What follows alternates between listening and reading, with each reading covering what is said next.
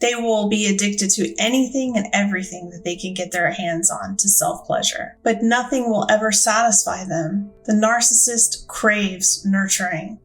The narcissist craves presence and intimacy, but they don't know how to handle it. They don't know how to be with it. They don't know how to make themselves vulnerable, to open up to it. There is a lack of trust. Trust was broken for them a long time ago.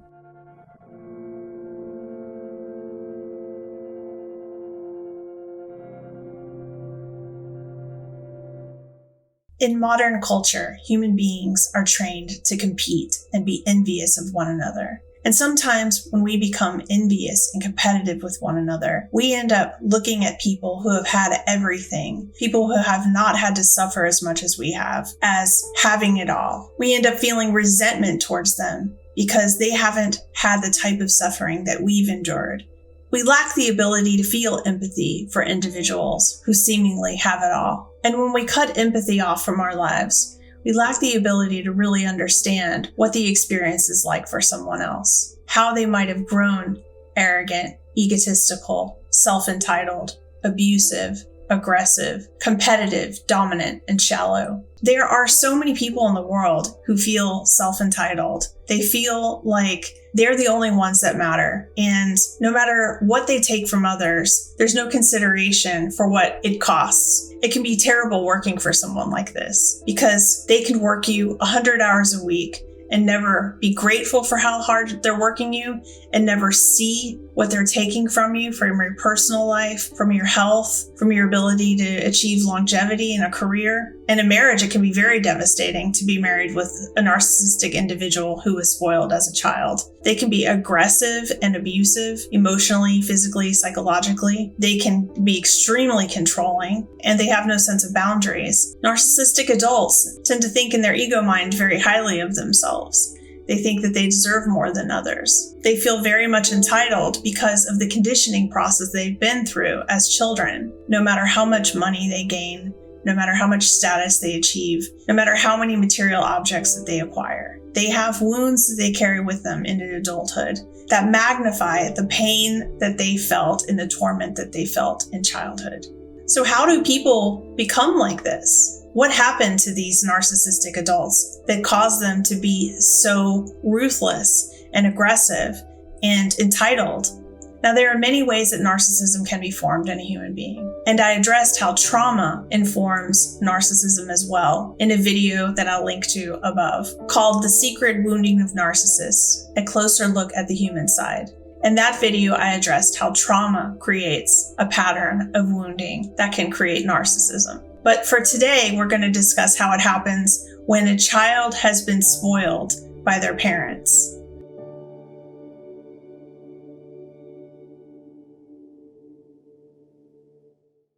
It's important to understand that just because someone's been spoiled, it doesn't mean they've had a great life. From the outside, when we analyze situations like that, and we see someone being spoiled, we see somebody having all the material that they could ever want and need around them, we assume that they have the perfect lives.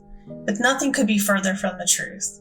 Oftentimes, when we are looking at lives like that, what we're really seeing is someone who's struggling to have their emotional needs met.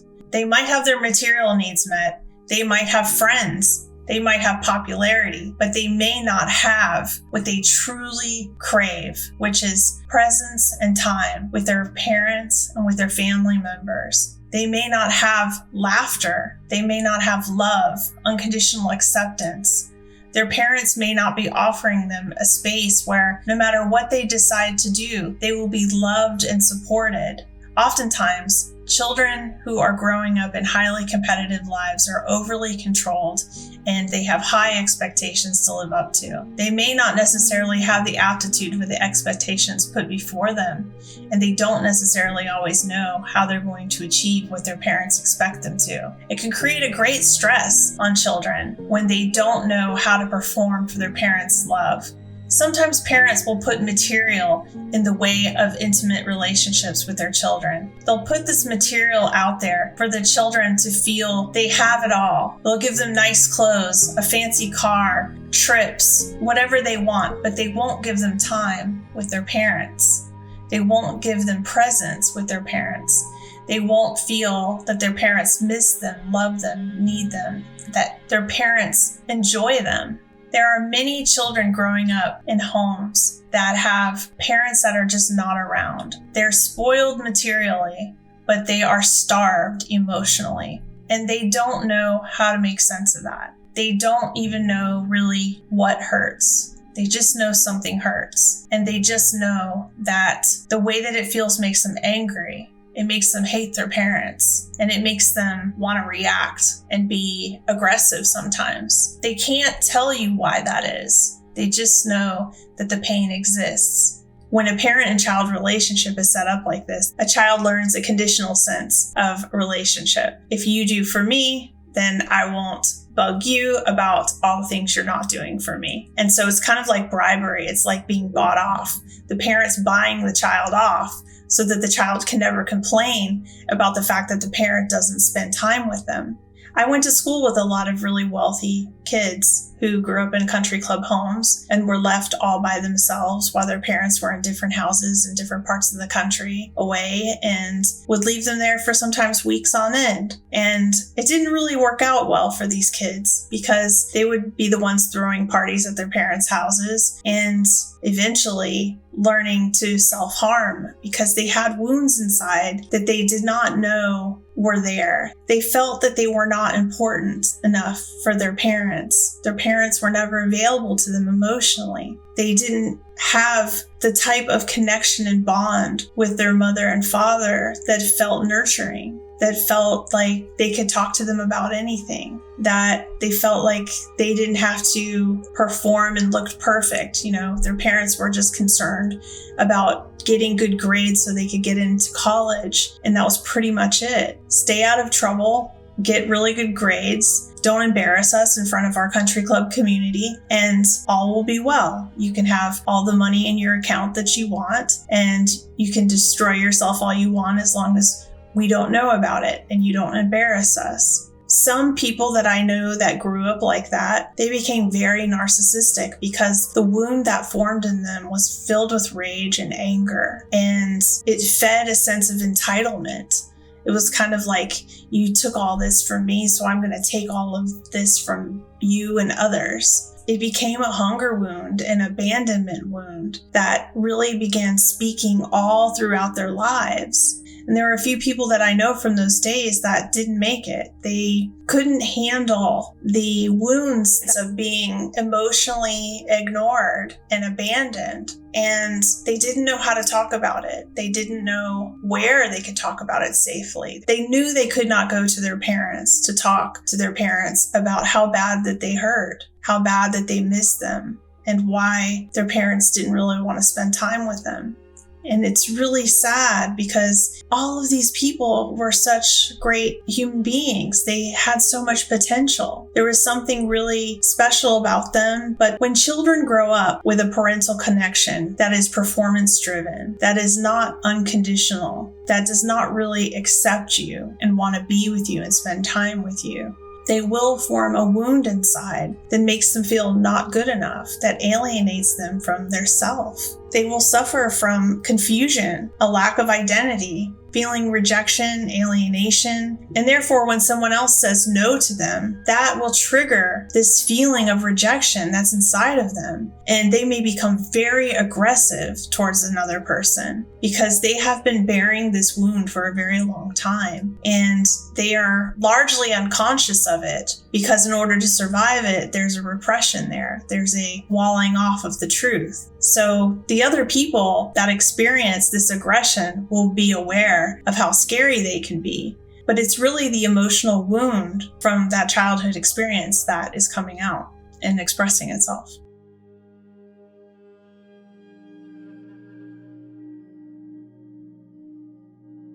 Children who grow up spoiled don't know how to manage reality. They don't know how to manage real life relationships, expectations, and outcomes. Let's just say, for instance, that someone says no to them and no one has ever said no to them. Maybe they grew up in a house where they had nannies and the nannies took care of them and no one ever told them no. they will not know how to handle that because they have no experience with limitation. They will not know how to cope with the word no. They may go ahead and take what they want anyway, crossing someone else's boundaries and harming and traumatizing someone else. They might become very aggressive because they are upset emotionally. They don't like that feeling of feeling the word no. It makes them angry. All that rage comes up from childhood because they realize that no one ever truly loved them. No one was really there for them. So the word no triggers abandonment wounding, this feeling that they're not in touch with, but that can be very explosive because they are feeling what has happened to them when they were children, but they're not aware of how to manage it. Children who grow up spoiled will not know how to manage and moderate their emotional reactions, their behaviors, their impulses. Their decision-making will be difficult because they don't have a huge landscape of emotional experience. They haven't had a diverse set of experiences to condition them with. Their inner world will become disorganized and chaotic, and they will not know how to feel peace inside. They will feel upset a lot of times. They may actually express that. They may be overly sensitive, overly explosive, because inside their inner world is so disorganized. They haven't had the structure that makes them feel cared for and nurtured and loved and give them a sense of security. When someone has structure, when they know what to look forward to, when they know how much someone loves them and how things will play out in different scenarios, if they can't predict that, their world becomes filled with chaos, filled with frustrations, and they can be very explosive. Their inner world becomes a place of suffering because their core needs of intimacy and connection are not being met.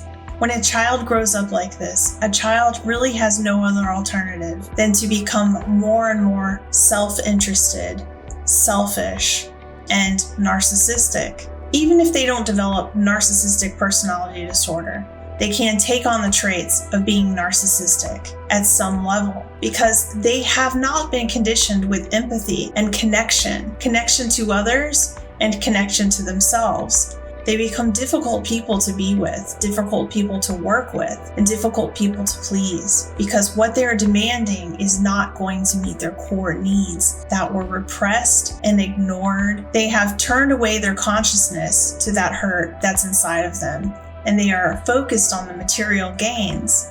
No material gains can help them with those core needs. That hunger wound is something inside that will grow and grow and grow until it will devour everything and everyone around them. It will destroy every relationship and everything they try to do if they don't have focus on how to actually heal what is inside. They will be addicted to anything and everything that they can get their hands on to self-pleasure, but nothing will ever satisfy them. The narcissist craves nurturing.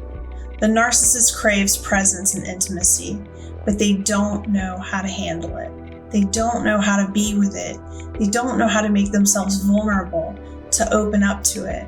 There is a lack of trust. Trust was broken for them a long time ago, and it's difficult for them to feel trust as adults, especially if they're of high net worth. High net worth narcissists believe that everyone around them wants their money, wants them to do something for them, and wants to be them. So the false ego becomes all that they know that they are. If they were to have lost everything, all of their money, all of their ambitions, all of the things that they have gained, material status, they would feel like a failure. They wouldn't have a relationship with themselves. They wouldn't know who they are beyond all of the things that create a false image. They are so much more, of course, than everything that they put in front of themselves. Their beautiful homes, their fancy cars, their great looking careers, all of their ambitions. I'm not saying that's not something to be proud of. It surely is something to be proud of, and it's cost them dearly for it. But was it worth it? A narcissist will never ask themselves that because the hunger wound is what's driving them.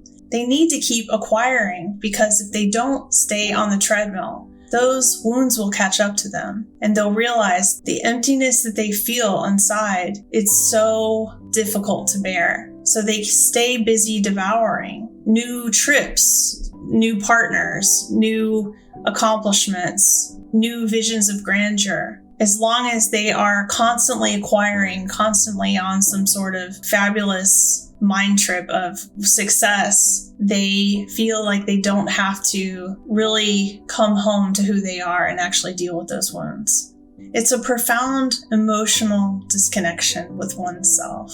It's actually quite sad, because they do really hurt somewhere inside. They can create a lot of harm in the lives of the people that are with them and around them because of this hunger wound. If you're working for them, if you're married to them, if you are dependent upon them in any way, there can be a callousness and a cruelty that can be heartbreaking. When we raise our children disconnected from emotional connection, from really giving them presence, our attention, our time, just being with them, just being in their presence. You don't even have to always be talking. Just do something together. Just sit together. Just take it all in. Just be together. That is really what matters to a child. And those moments can really make all the difference in how they develop over time and how they feel about themselves. They may not develop those hunger wounds. They might have a chance to actually experience what it feels like to really feel that someone loves them and understands them, which is one of our most important core needs. I am Dawn the Empath. My hope is that I can use my empathy to help you understand what it's like to be someone else, how certain experiences might have affected how they grew up or developed themselves, and that we all begin to understand one another if we want to have a more peaceful and interconnected life. It's essential to understand one another. I love you all. Take care of yourselves and each other. Be well.